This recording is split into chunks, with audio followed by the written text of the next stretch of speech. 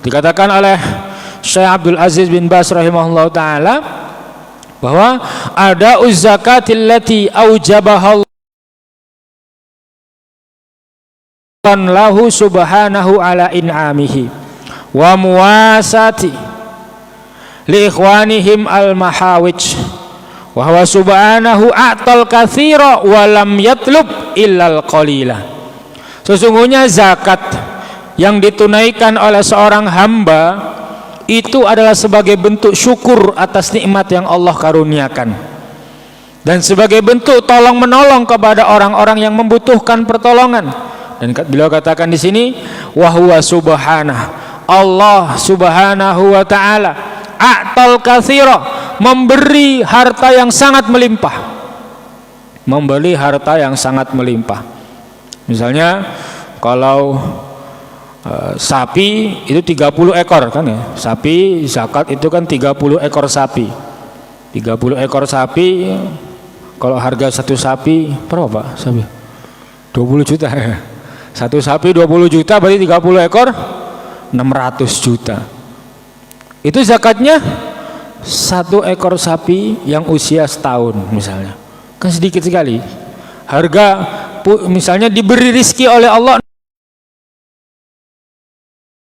keluarkan hanya 20 juta, ya sedikit sekali. Memang Allah memberi sangat banyak harta, tapi yang wajib dikeluarkan walam yatub illal qalil, hanya sedikit. Jadi jangan sampai kita pelit ini, jangan sampai kita pelit. Dan para hadirin yang dimuliakan Allah, sebenarnya ini juga berlaku untuk kita yang belum kaya. Jangan wah iki sing suki-suki tok iki pembahasan zakat, enggak. Sebagaimana yang telah kita pahami, dalam harta itu ada hak yang wajib namanya zakat, yang sunnah ada namanya wakaf, ada namanya infak, ada namanya hibah, dan seterusnya. Maka ini juga harus kita ingat para hadirin jamaah yang dimuliakan Allah. Infak yang kita keluarkan itu insya Allah jauh lebih sedikit dibandingkan nikmat-nikmat yang Allah sudah karuniakan kepada kita. Berapa tuh infak kita ini? Hampir kemungkinan besar di antara kita ini tidak ada yang infaknya seperti Umar bin Khattab setengah harta, nggak ada. Bisa dipastikan juga kita ini infaknya belum seperti Abu Bakar As-Siddiq. Infak kita belum sebanyak Utsman bin Affan ataupun Abdurrahman bin Auf. Infak kita masih sedikit. Jangan pernah merasa saya sudah berjasa besar karena menginfakkan sekian dan sekian. Tidak. Itu semua nikmat dari Allah yang perlu yang perlu untuk kita keluarkan. Para hadirin jamaah yang dimuliakan Allah, itu tentang zakatnya ya, bahwa zakat ini sebenarnya sangat sedikit dibandingkan nilai harta yang sudah dimiliki oleh seseorang. Kalau kita bicara emas, zakat perak, zakat uang, itu semua juga sangat sedikit dari harta yang dia miliki, 2,5%. 2,5%. Misalnya uang dia punya 200 juta, dia hanya mengeluarkan 5 juta. 200 juta, dia hanya mengeluarkan 5 juta. Kalau orang zaman sekarang untuk zakat 5 juta berat. Tapi orang-orang kaya 5 juta buat beli pelek mobil nggak kerasa. Ya kan? Tapi zakat terasa berat. Ya kan? Banyak yang demikian. Maka ini harus kita perhatikan sebagai orang beriman.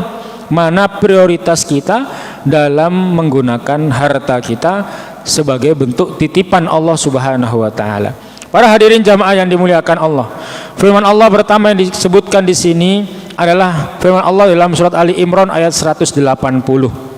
Allah berfirman, "Wala yasabannal ladzina yabkhaluna bima atahumullahu min fadlih." Jangan sampai orang-orang yang berlaku kikir, yang berlaku pelit dengan harta yang telah Allah karuniakan kepada mereka, menyangka huwa khairal lahum, itu baik bagi mereka. Jadi Allah ingatkan, jangan sampai orang-orang yang pelit itu merasa pelit itu baik, karena dengan pelit hartanya tambah banyak, karena dengan pelit nominal uangnya selalu bertambah dan tidak berkurang. Jangan itu merasa itu baik, jangan pernah merasa itu baik, kata Allah, bal huwa syarrul lahum, tetapi itu adalah keburukan bagi mereka. Jadi Allah tetapkan di sini pelit itu buruk, pelit itu nggak baik. Ya. Menahan harta, tidak mau infak, apalagi zakat, itu tidak baik. Itu sesuatu yang buruk. Apa kata Allah selanjutnya? Sayutawwaquna ma bakhilu bihi yaumal qiyamah. Maka harta yang mereka pelitkan di dunia akan dikalungkan di leher-leher mereka nanti di hari kiamat. Jadi barang-barang yang dipelitkan di dunia akan dikalungkan nanti di hari kiamat sebagai bentuk penghinaan dari Allah Subhanahu wa taala. Kemudian Allah juga berfirman, wa wailul lil musyrikin, sungguh celaka bagi orang-orang musyrik, alladzina la yu'tunaz zakata, yaitu orang-orang yang tidak menunaikan zakat. Ya, jadi ancaman bagi yang tidak menunaikan zakat juga ternyata termasuk diantaranya adalah neraka wail yang sudah kita bahas berkali-kali dalam pembahasan bab sholat. Jadi orang yang malas-malesan sholat, yang berjamaahnya nggak tertib, itu kan beberapa kali sudah kita bahas, sudah kita baca. Sebagaimana dikatakan para ulama, itu dikhawatirkan mendapat ancaman wail. Fawailul lil musallin alladzina an salatihim sahun. Kemudian dari surat Maryam dan surat-surat yang lain, ancaman bagi orang yang lalai dalam sholat. Ternyata bagi orang yang menahan zakat juga akan berjumpa nanti di neraka wail bersama orang-orang yang tidak tertib urusan sholat. Masya Allah ya. Jadi mereka di dunia bermaksiat, di neraka akan berjumpa. Para hadirin yang dimuliakan Allah Subhanahu wa taala. Kemudian ayat yang ketiga terkait ancaman bagi orang-orang yang menahan hartanya, yang berlaku pelit, baik untuk urusan infak apalagi zakat karena zakat wajib. Karena secara umum ayatnya berbunyi umum, tidak terkait dengan zakat, tetapi para ulama lebih mengarahkan kepada zakat karena zakat itu wajib ya. Tapi ayatnya berbunyi umum. Allah berfirman, walladzina yaknizuna adz-dzahaba wal fiddah, orang-orang yang mengumpulkan emas dan perak, mengumpulkan harta. Dan ini kita semua ya, kita semua hidup ini kan mengumpulkan uang, mengumpulkan harta, mengumpulkan kekayaan. Hampir jarang di antara kita ini pagi kerja, malam diinfakkan semua, ada nggak? Nggak, dikumpulkan, disimpan. Banyak ditaruh rekening lah, atau mungkin aset berupa tanah, ada yang dibelikan emas antam dan lain-lain, pokoknya disimpan. Memang manusia suka menyimpan harta. Allah firmankan, orang-orang yang menyimpan emas dan perak atau harta kekayaan, wala yunfikunaha fi sabilillah, dan mereka tidak mau menginfakkan hartanya di jalan Allah, baik infak yang sifatnya sunnah maupun yang wajib. Kalau infak yang sifatnya wajib lebih kita kenal dengan istilah zakat. Mereka mengumpulkan harta tapi nggak mau diinfakkan. Ngeri sekali ya. Ya ini mungkin ada di antara kita mengumpulkan harta tapi lupa kapan terakhir kali infak. Ini hati-hati. Apa kata Allah? Fabashshirhum bi'adzabin alim, maka berikan kabar gembira kepada mereka berupa azab yang pedih. Dahsyat sekali ini. Kabar gembira bukan surga, kabar gembiranya bukan bidadari, kabar gembiranya bukan nikmat, tetapi berilah mereka kabar gembira berupa azab yang pedih. Makanya kan ini menunjukkan bahwa ini sesuatu yang sangat besar ini, sampai-sampai bahasanya berilah kabar gembira kepada mereka berupa azab yang pedih. Ini nggak main-main berarti. Ya. Apa itu azab pedihnya? Di sini Bapak Ibu hadirin yang dimuliakan Allah, azab bagi orang yang pelit di dunia, punya harta dari Allah, memiliki uang, memiliki kekayaan atas karunia Allah, tapi dia pelit. Apa hukumannya? Yauma yuhma 'alaiha fi nari jahannam, di mana di hari itu dia akan dibakar di dalam neraka jahanam. Tapi tidak cukup itu saja, dibakar di neraka itu ya semua yang masuk neraka mesti dibakar di neraka. Tapi azab yang lebih spesifik bagi orang yang pelit untuk infak, baik infak yang sifatnya sunnah maupun yang wajib atau zakat, apa hukumannya? Fatukwa biha, maka dia akan dibakar atau disetrika. Tukwa itu lebih tepat artinya disetrika ya. Dia akan disetrika menggunakan harta-harta yang dia kumpulkan dan tidak dia keluarkan. Uang-uang yang dikumpulkan itu akan digunakan sebagai alat untuk menyetrika dia hari kiamat. Apa yang disetrika? Ada 3 anggota tubuh secara khusus yang Allah firmankan. Yang pertama, jibahuhum, dahi mereka ya. Jadi yang pertama akan disetrika menggunakan harta kita yang kita pelit di dunia itu adalah dahi kita nih, batuk ya, jidat ya. Itu akan disetrika pertama kali. Nanti akan kita baca kenapa kok 3 bagian itu. Wa junubuhum, perut-perut mereka, lambung atau perut-perut mereka itu akan disetrika bagian depan nih. Menggunakan uang-uang yang kita simpan di eman-eman, mati ya kan. Eman-eman nggak tahu infak atau zakat, kedahuluan mati. Urung tuku iki, maka dia akan disetrika tuh ke wajahnya, bagian dahinya, bagian lambungnya atau perutnya. Yang ketiga, waduhuruhum, dan punggungnya. Hadza ma kanastum li anfusikum, dan akan dikatakan di hari itu, ini adalah apa yang kalian simpan li anfusikum, untuk diri kalian. Udah repot-repot kerja, repot-repot nyimpen, setiap hari nggak merasa tenang karena uangnya banyak disimpan di rumah. Mau disimpan di bank takut dibekukan ya kan? Simpan di rumah. Tapi ternyata ketahuan sama malaikat ya, pasti ketahuan. Digunakan untuk mengazab di hari kiamat. Hadza ma kanastum li anfusikum. Ini semua adalah harta yang kalian simpan untuk diri kalian sendiri. Faduku ma kuntum taknizun, maka rasakan apa yang kalian simpan selama ini. Masyaallah. Maka rasakan, faduku, ini katakan faduku nih, rasakan ya apa yang kalian simpan selama ini. Panasnya seperti apa, rasakan. Boleh dibilang, semoga Allah selamatkan kita.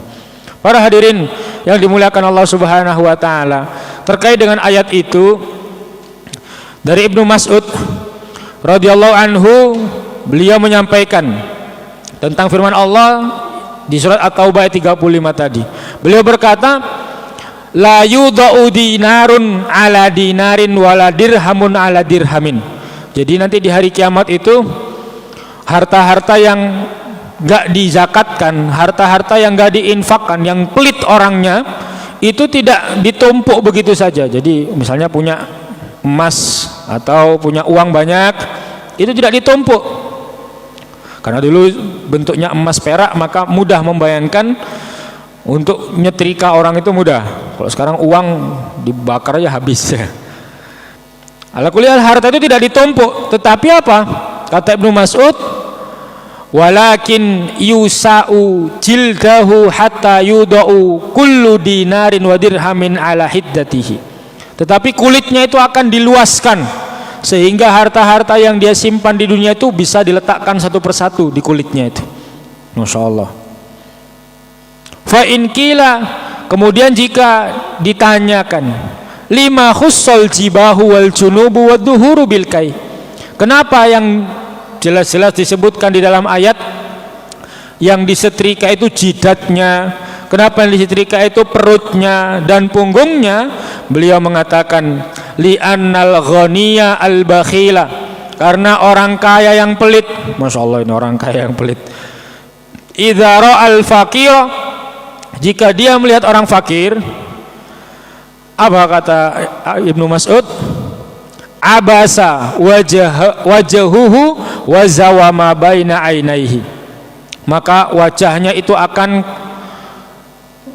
kusem, apa ya, nggak senang melihat orang fakir itu, terganggu, risih. Kalau bahasa mungkin kita risih. Orang kaya yang pelit itu kalau ngelihat orang fakir itu risih, mengernyit, apa gini apa nih, ngernyit nih apa nih, mengkerut ya, dahinya mengkerut. Nah itu reaksi yang nggak tepat karena kebakhilan dia atas harta yang Allah berikan, itu nanti menjadi tempat di mana dia diazab. Masya Allah. Jadi karena dulu di dunia ngeliat orang fakir itu risih, wajahnya mengkerut, maka itulah yang akan disetrika nanti di hari kiamat. Kemudian wa a'rada bi jambihi, dan dia juga akan menjauhkan lambungnya. Gimana bahasanya ini? A'rada bi jambihi, dia berpaling menjauhi orang-orang yang fakir. Fa idza qariba minhu walla bi dhahrihi, dan dia juga akan berbalik badan jika si fakir itu datang kepada dia. Jadi kalau ada orang fakir wajahnya nggak enak, itu nanti wajah itulah yang akan disetrika di hari kiamat. Kemudian ketika dia berpaling menggunakan tubuhnya bagian depan, sehingga yang nampak adalah punggungnya kepada orang-orang fakir, karena di saking pelitnya dia nggak mau mendekati, maka bagian depan tubuhnya dan bagian punggung yang dia gunakan untuk menunjukkan kebakhilannya akan diazab oleh Allah Subhanahu wa taala dengan setrika panas itu nanti di hari kiamat. Liyakuna al jazaa'u min jinsil amal, agar hukuman itu setimpal dengan perbuatan. Dulu di dunia dia bermaksiat menggunakan dahinya, karena pelitnya dahinya mengkerut, maka itu akan diazab oleh Allah Subhanahu wa taala. Dia berbalik menjauhi orang fakir, maka punggung dan bagian depan tubuhnya juga akan disetrika menggunakan harta-harta yang dia simpan-simpan di dunia. Maka para hadirin yang dimuliakan Allah, ini ancaman, jangan sampai ini menimpa kita. Ini adalah kisah yang akan terjadi nanti di hari kiamat, dan akan pasti terjadi. Siapa yang kita harapkan semoga Allah menyelamatkan kita, bukan kita orang-orang ini. Tapi ini akan ada orang-orang seperti ini.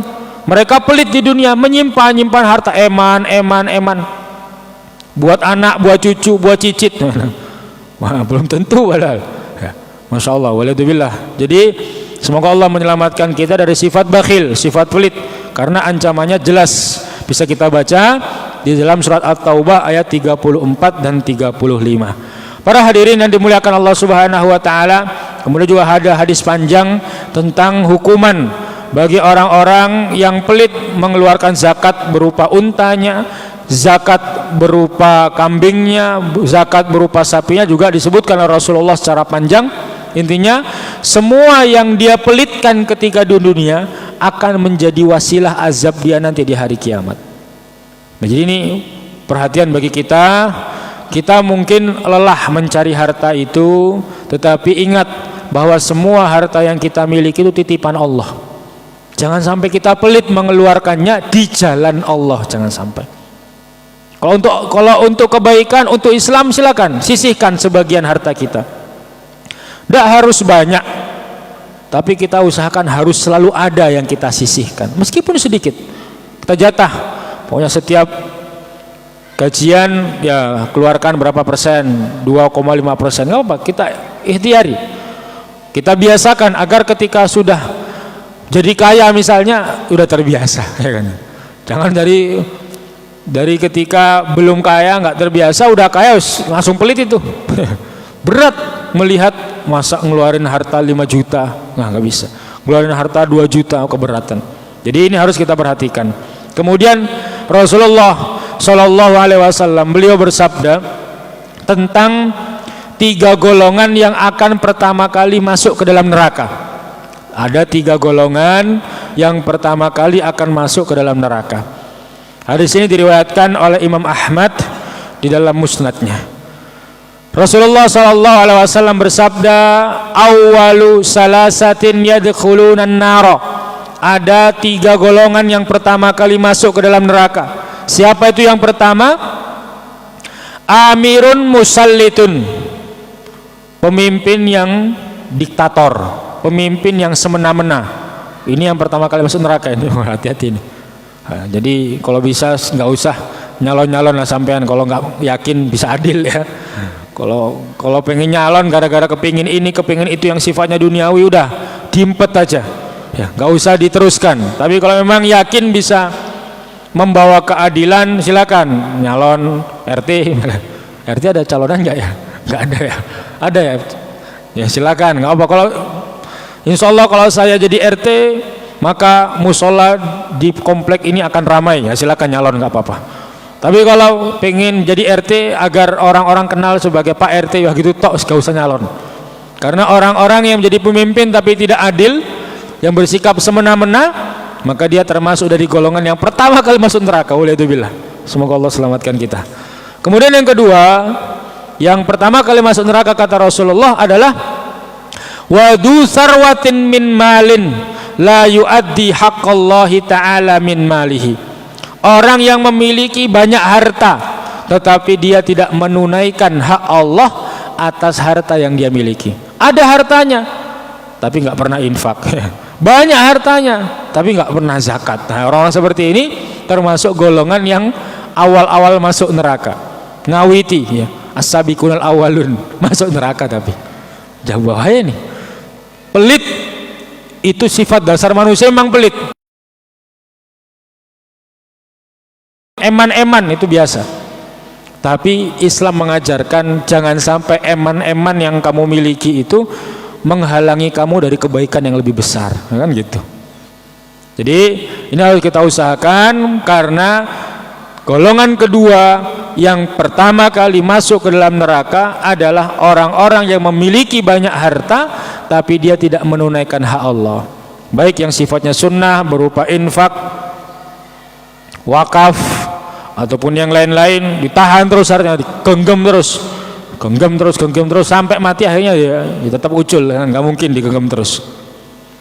Jangan eman-eman. Untuk akhirat, untuk Islam, silakan disisihkan sebagian harta kita, karena orang-orang yang menahan hartanya dan tidak menunaikan hak Allah dalam hartanya, maka dia termasuk dari golongan yang pertama masuk neraka. Kemudian yang ketiga adalah wa fakirun fakhurun. Orang miskin yang sombong. Miskin sombong, ini termasuk awal-awal masuk neraka, itu bahaya sekali ya. Miskin sombong. Jadi di sini tidak disebutkan kaya sombong. Ya, dia kaya sombong juga masuk neraka. Cuma nggak pertama-pertama ya. Nggak pertama-pertama. Tapi yang pertama-pertama miskin sombong, masya Allah, waliyadzubillah. Ini mengerikan sekali ini. Semoga Allah selamatkan kita dari sifat-sifat ini. Jadi para hadirin yang dimuliakan Allah, itu termasuk hadis yang berisi tentang ancaman agar kita tidak termasuk dari golongan itu. Jangan sampai termasuk dari golongan pemimpin yang semena-mena, orang kaya yang tidak mau mengeluarkan hak dari hartanya, baik yang sunnah maupun yang wajib, dan juga orang fakir yang sombong. Jadi ini harus kita waspadai betul. Kemudian para hadirin yang dimuliakan Allah, Rasulullah Muhammad SAW dalam hadis riwayat Ibnu Majah juga pernah menyatakan, khamsun bi khamsin, akan ada 5 kejadian jika dilakukan 5 perkara ya. Jadi ada 5 kejadian jika manusia itu melakukan 5 perkara. Maka para sahabat bertanya, qalu ya Rasulullah wa ma khamsu bi khamsin, apa itu 5 perkara yang harus kita hindari agar tidak terjadi sesuatu? Maka Rasulullah bersabda, ma naqadha qaumun al-ahda illa sallatallahu alaihim aduwahum. Ketika suatu kaum itu menyelisihi janji, melanggar, itu dikuasai oleh musuhnya, maka Allah menjadikan kaum itu dikuasai oleh musuhnya. Mungkin kalau kita pikir-pikir, melihat sejarah bangsa Indonesia ini kan dari awal-awal sudah banyak pengkhianatan. Jadi nggak salah kalau semakin ke belakang Indonesia ini kekayaannya dikuasai oleh asing dan aseng, ya itu nggak salah kalau berdasarkan hadis ini. Kenapa? Karena banyak sekali perjanjian-perjanjian, kesepakatan-kesepakatan yang dilanggar oleh pendiri-pendiri bangsa ini, khususnya perjanjian-perjanjian kepada kaum muslimin. Kemudian yang kedua, wa ma hakamu bi ghairi ma anzalallahi illa fasha fihim al-faqru. Ketika suatu kaum tidak berhukum dengan hukum Allah, maka kemiskinan akan menyebar di tempat tersebut. Dan ini juga kita bisa lihat ini. Karena di tempat kita ini bukan hukum Allah yang dipakai, maka kemiskinan terjadi di mana-mana. Semakin tahun semakin banyak yang miskin, bukan tambah semakin makmur rakyatnya. Negara kita sebenarnya kaya, tetapi kemiskinan terjadi di mana-mana.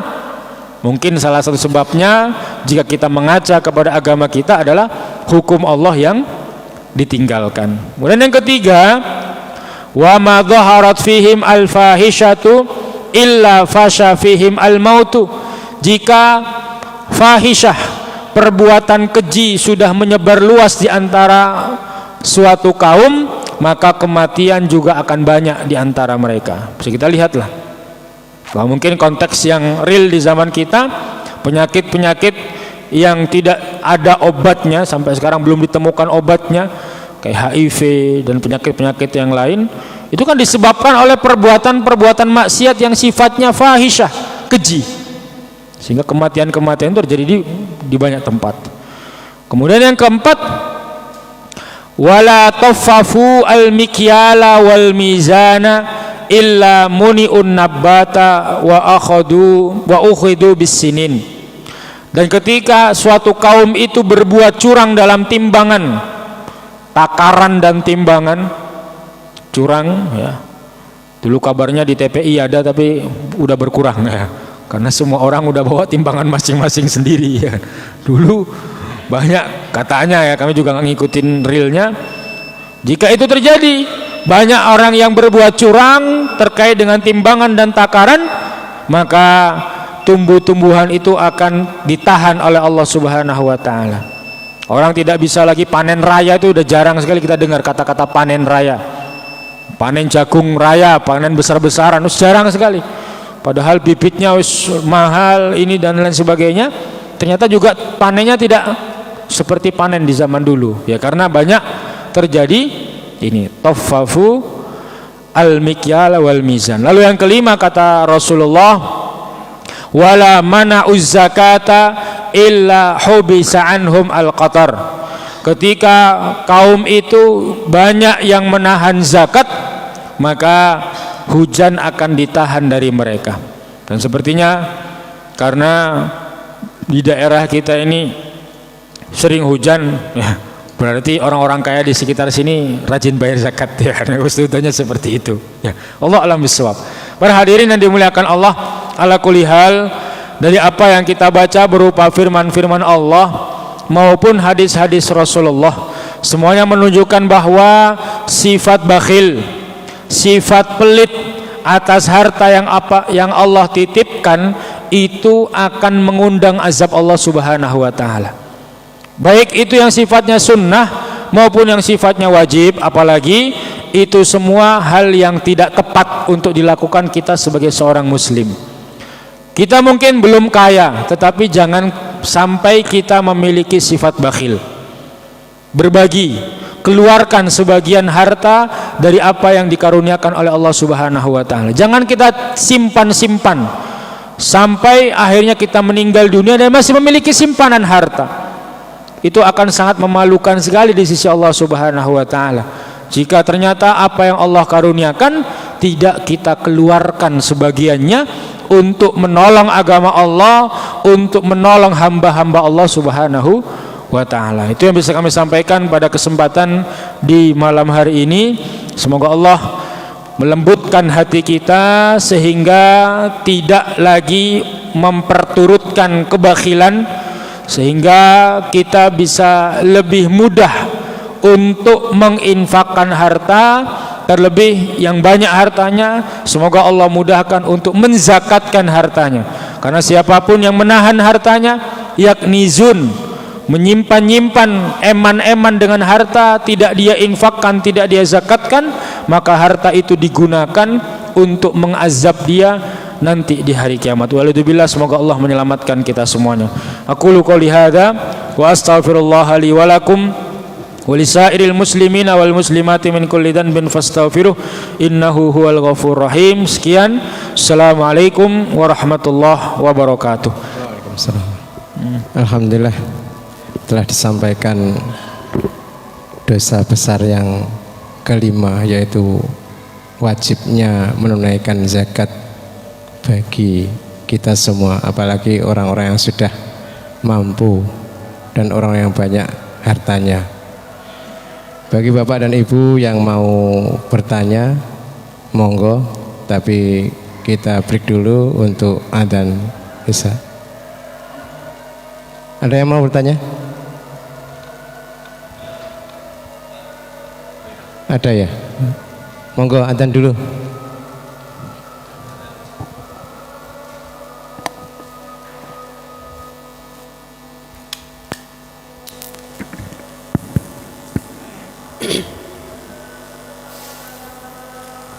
Allahu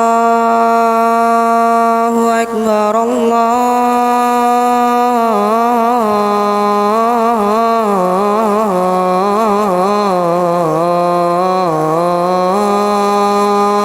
Allahu Akbar,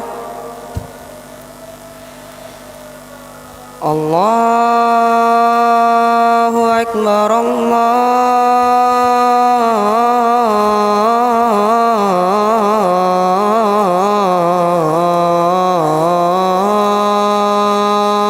Allahu Akbar. Asyhadu an la ilaha illallah.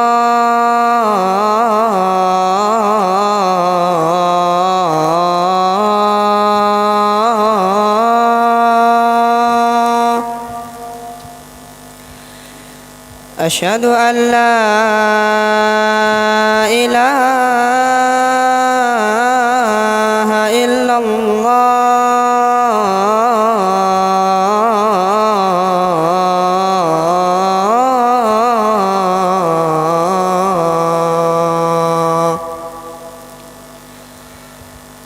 Asyhadu anna Muhammadar Rasulullah.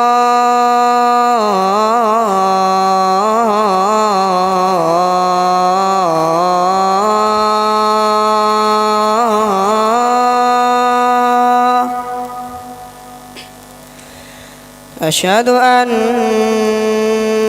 Muhammadar Rasulullah.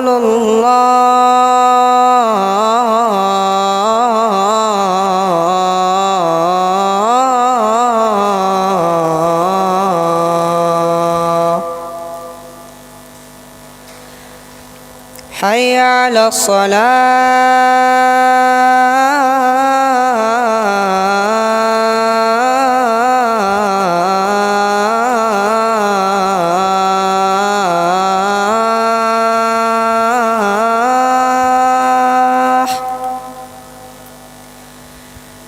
Hayya 'alas salah.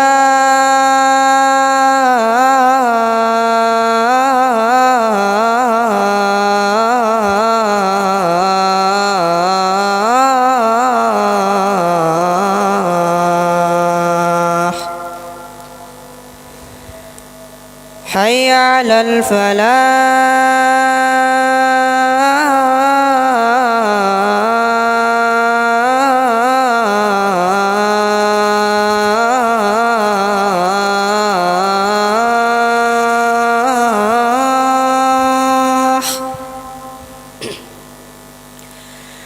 Hayya 'alal falah.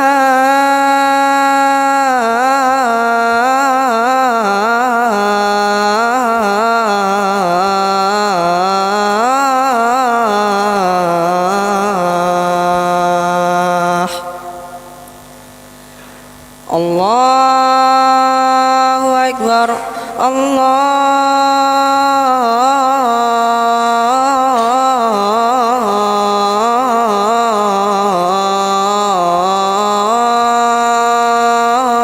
Akbar. La ilaha illallah.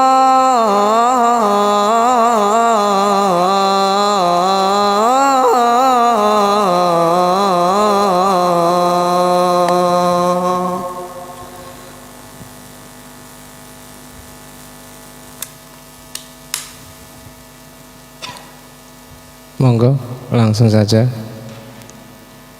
mic-nya untuk Bapak Khair.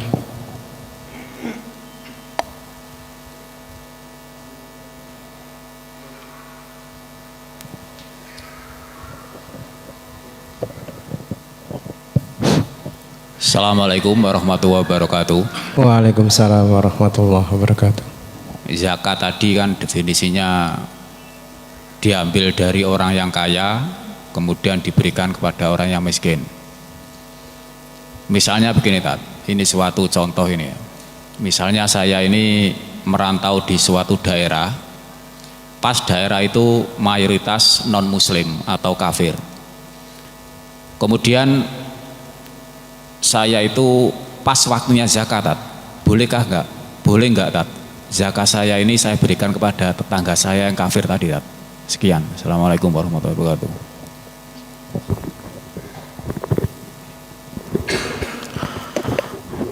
Bismillah, alhamdulillah, wassalatu wassalamu ala rasulillah wa ba'du.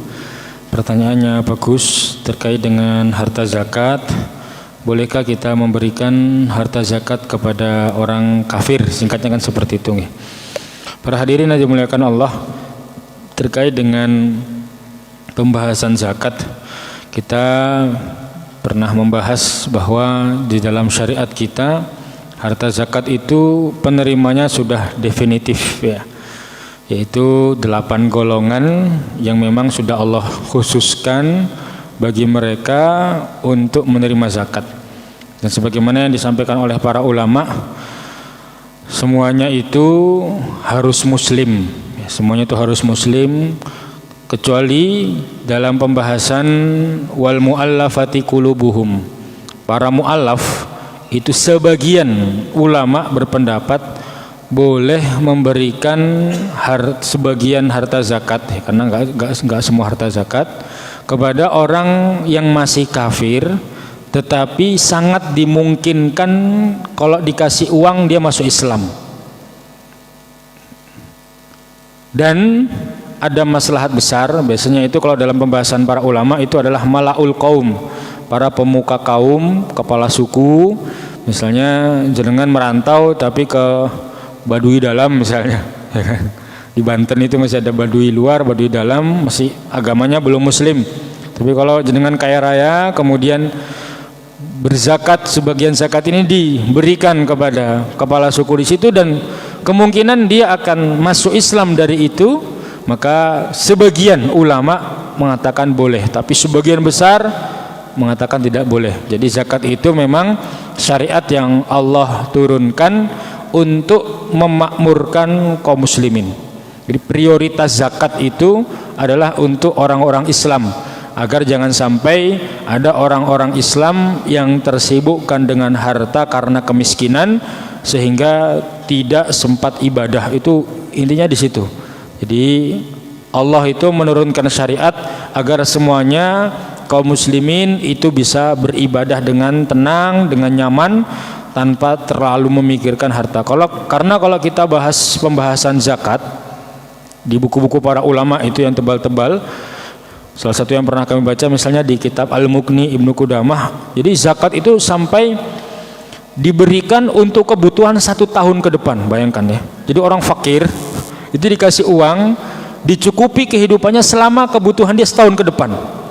Jadi ibaratnya kalau dia sudah dapat jatah zakat, itu setahun ke depan udah nggak mikirin uang, mikirin ibadah aja udah cukup tuh. Jadi betul-betul Islam ini aturan yang menjaga semua hamba Allah itu bisa menjadi hamba yang sangat bertakwa kepada Allah, baik akhlaknya, baik ibadahnya, seperti itu. Makanya sebagian besar ulama yang kami baca itu memprioritaskan zakat itu untuk muslimin. Hanya sebagian kecil saja yang setahu kami ya, yang membolehkan harta zakat ini ditasarufkan atau diberikan kepada orang-orang kafir. Allah alam bisawab, seperti itu. Bismillah. Waalaikumsalam warahmatullahi wabarakatuh. Waalaikumsalam warahmatullahi wabarakatuh. Afwan Ustadz, mau tanya, ini saking wajibnya membayar zakat itu ya, apakah kita wajib mengkhodho membayar zakat setelah misalnya begini Ustaz, 10 tahun yang lalu kita kaya raya lah, karena kebodohan kita dan ketidaktahuan kita tidak pernah membayar zakat. Apakah setelah 10 tahun yang lalu itu kita masih wajib mengqadha zakatnya, sedangkan kita tidak tahu berapa ukurannya, kadarnya yang wajib dikeluarkan.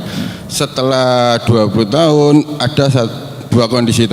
Kondisi pertama, kita masih kaya raya dan mampu membayar zakat. Kondisi kedua, kita sudah jatuh miskin dan nggak mungkin untuk membayar zakat.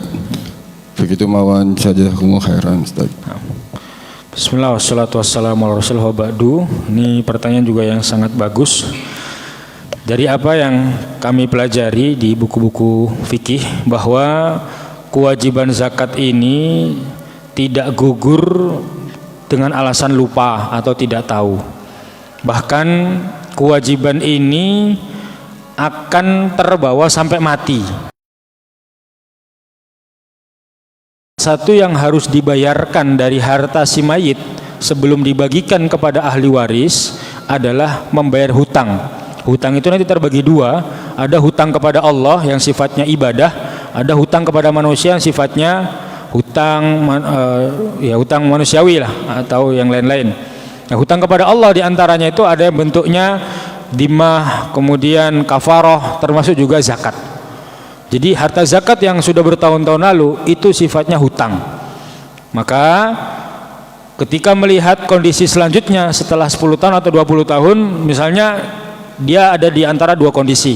Ketika di kondisi kaya, maka dia harus membayar zakat yang dulu. Dia perkirakan betul, kira-kira harta saya dulu seberapa, maka itu yang dikeluarkan. Pakai perkiraan, karena memang dia sudah lupa dan dia ketika itu tidak peduli dengan nominal hartanya, maka dia mengira-ngira sampai hatinya merasa tenang, sepertinya ini sudah cukup sesuai dengan kekayaan saya waktu itu.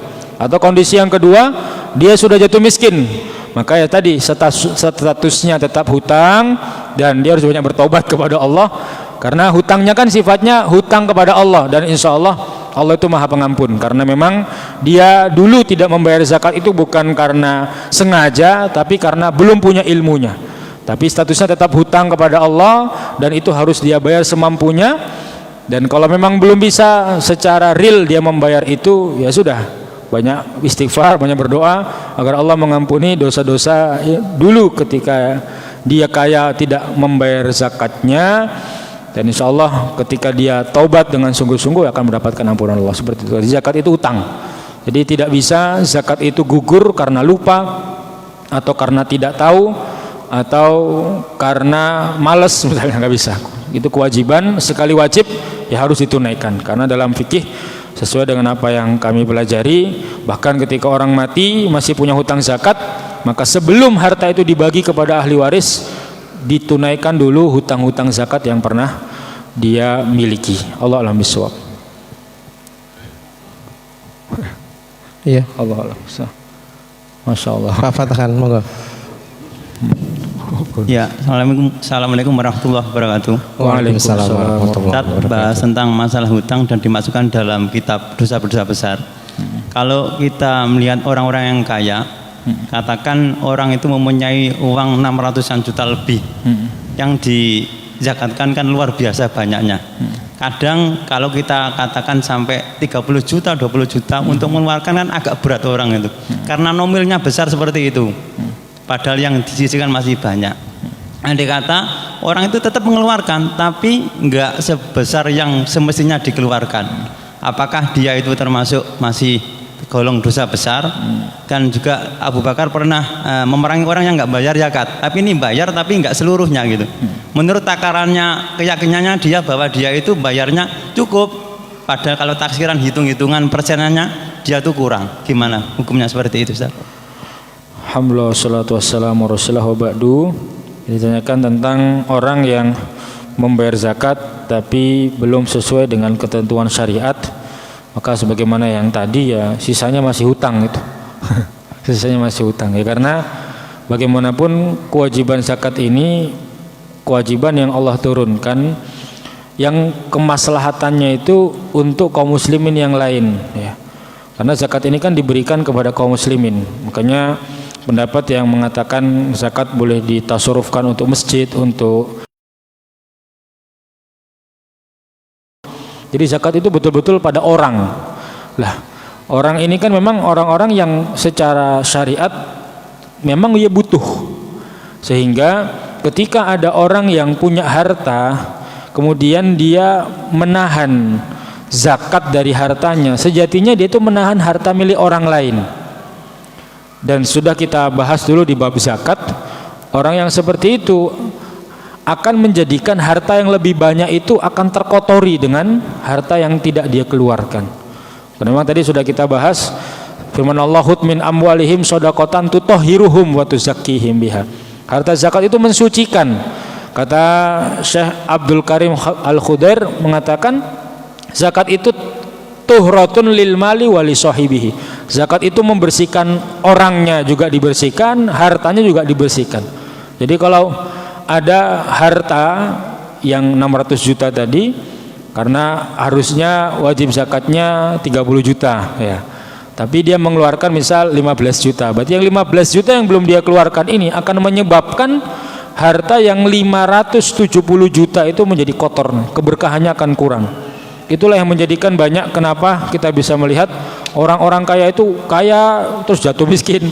Salah satu faktornya bisa jadi kalau kita runtut secara syariat kita, itu karena harta yang lebih banyak terkotori, terkontaminasi dengan harta-harta yang sebenarnya itu milik orang lain yang dia simpan, dia eman-eman. Sebenarnya itu bukan milik dia. Dan kalau syariat kita menyatakan itu hutang, harus dibayarkan, tidak bisa digugurkan hanya sebagian. Allah a'lam bishawab. Ya, begitu ya. Itulah pentingnya harta yang harus dizakati. Sampai-sampai di masa zaman Khalifah Abu Bakar radhiyallahu anhu itu memerangi orang-orang yang tidak mau bayar zakat seperti memerangi orang-orang kafir saja, saking pentingnya. Baiklah, sebelumnya marilah kita akhiri kajian ini dengan bacaan hamdalah dan doa kafaratul masjid. Alhamdulillahirabbil alamin. Subhanakallahumma bihamdika asyhadu an la ilaha illa anta astaghfiruka wa atubu ilaik. Dari saya sebagai pembawa acara, kalau ada kata-kata yang salah saya mohon maaf yang sebesar-besarnya. Akhirul kalam, assalamualaikum warahmatullahi wabarakatuh.